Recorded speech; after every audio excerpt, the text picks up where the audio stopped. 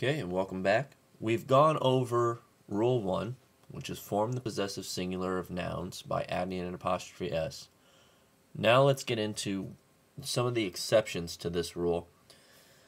And of course, with everything in the English language, there is always an exception, which makes this so hard. But Strunk does a good job of laying out what each exception is, giving examples of what to look for. So let's get into that. Now the exceptions, the first ones he goes over are the possessives.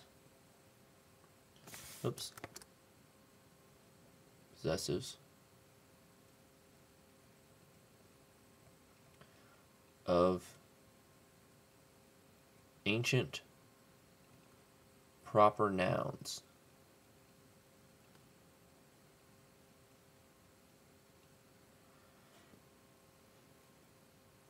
The end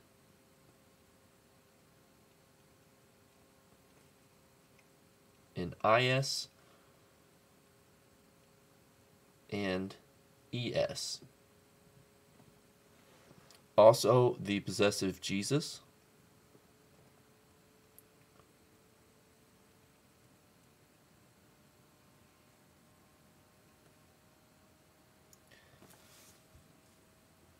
And such forms as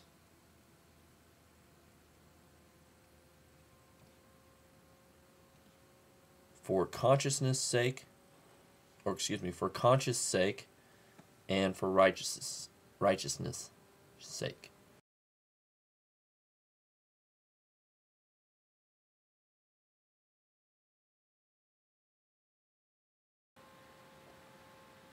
So you can see in both of those examples, you just do an apostrophe and an apostrophe. There is no apostrophe s. So these are exceptions where it's okay just to do the apostrophe.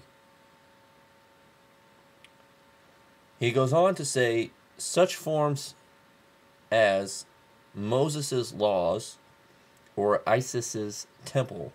So these are two that end in is and es. These are commonly replaced by the laws of Moses and the temple of Isis. So here, instead of, scroll down just a little bit. So here, instead of doing Moses's like that, it would just be Moses apostrophe and Isis apostrophe. But instead of doing it that way, common practice is to rewrite it such as the laws of Moses and the temple of Isis. So there's some other situations where you can think of where that would be the case, where you could just rewrite it that way, and that's also an acceptable form.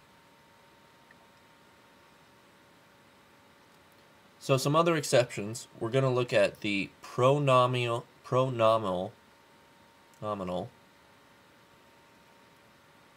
possessives.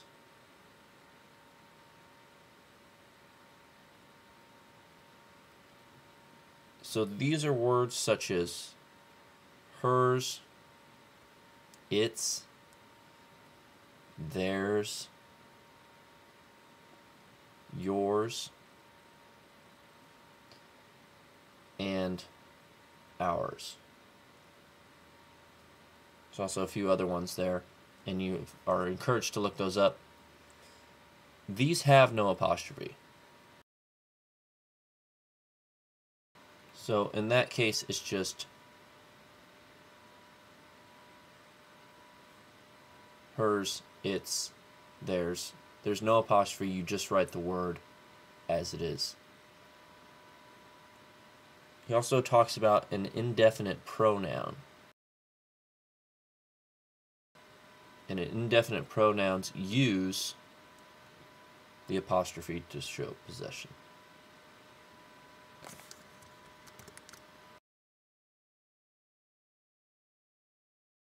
So some indefinite pronouns that he gives examples of, you could say one's rights, one's apostrophe s, rights, somebody else's umbrella.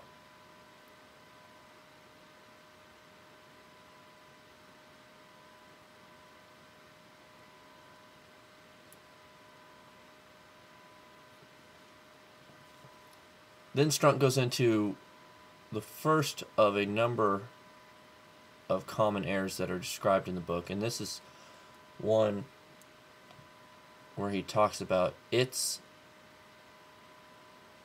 versus its. So the first is a contraction. This means it is. The second is a possessive. So here's the example that he gives. It's a wise dog that scratches its own fleas.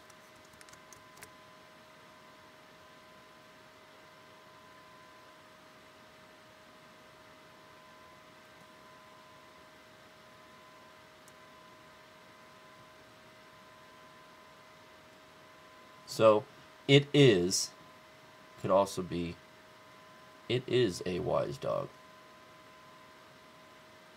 So in the first case, you're using the apostrophe S.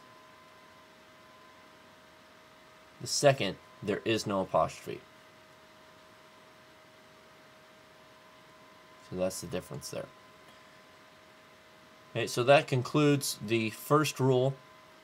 For more resources, be sure to check online. There's plenty of stuff. We'll post some links. And we'll see you for Rule 2.